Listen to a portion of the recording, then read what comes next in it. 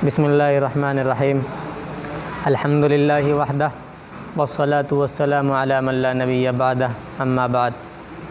मोहतरम नाज़रीन किराम, आज 21 जून 2020 जैसा कि आपको मालूम है कि सूरज ग्रहण हुआ है, तो इस सिलसिले में आपको ये बात बतलानी है कि बहुत सी जगह से इधर उधर से फ़ोन वगैरह से राब्ते हुए हैं, फ़ोन वगैरह आए हैं और 2-4 आदमियों ने मालूम भी किया है कि ये सूरज ग्रहण क्या होता है, इसमें कि हमें क्या करना चाहिए। तो इस बारे में हमारे लिए हमारी शरीयत इस्लाम, कुरान, अहादीस और हमारे अकाबिरीन के जो उसूवे हैं वह हमारे लिए नमूना है। अल्लाह ने कुरान करीम में इरशाद फरमाया, लक़द कान लकुम फ़ी रसूलिल्लाहि उस्वतुन हसना, कि तुम्हारे लिए रसूलुल्लाह सल्लल्लाहु अलैहि वसल्लम के आमाल, अफ़आल, किरदार ये सब के सब नमूने हैं। तो हमें ये देखना है कि अल्लाह के नबी सल्लल्लाहु अलैहि वसल्लम ने इन तमाम चीज़ों में किस चीज़ का हुक्म दिया है। तो गौर फरमाने वाली बात है कि अल्लाह के नबी सल्लल्लाहु अलैहि वसल्लम के यहाँ कोई नरीना औलाद नहीं थी। तो अल्लाह के नबी सल्लल्लाहु अलैहि वसल्लम के जब औलाद हुई, एक जिनका नाम था हज़रत इब्राहीम,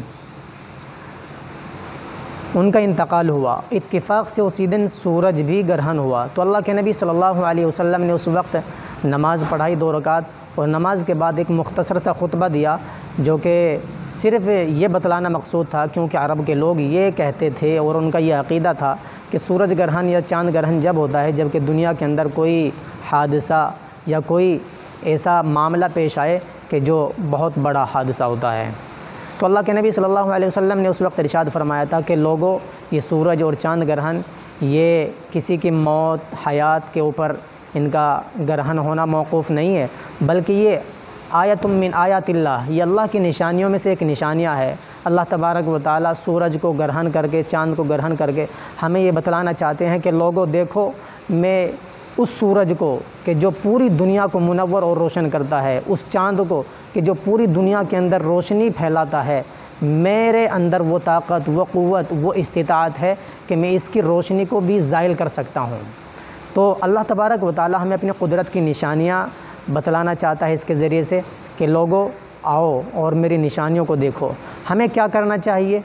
हमें यह करना चाहिए कि हम इसके अंदर अल्लाह तबारक व तआला की इबादत करें, उसका ज़िक्र करें, इस्तिग़फ़ार करें, तौबा करें और ज़्यादा से ज़्यादा इसके अंदर सदक़ात दें, क्योंकि सदक़ा तमाम बीमारियों, मुसीबतों, आफ़ातों को ख़त्म करता है।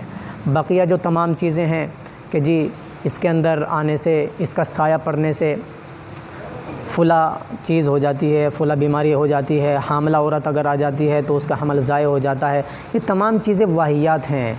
सिर्फ़ हमें ये करना चाहिए जो अल्लाह के नबी ने बतलाया कि नमाज़ पढ़ें, अल्लाह से तौबा करें, इस्तिग़फ़ार करें और ज़्यादा से ज़्यादा इसमें सदक़ात दें।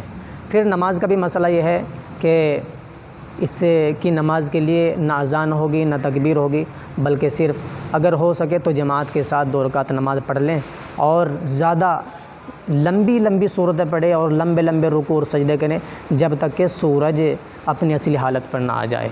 उम्मीद है कि इंशाअल्लाह इससे आपको बहुत मदद मिलेगी। अल्लाह तबारक व तआला जो बातें कही गई हैं उन पर अमल की तौफ़ीक़ अता फ़रमाए। व आख़िरु दावाना अनिल हम्दुलिल्लाहि रब्बिल आलमीन।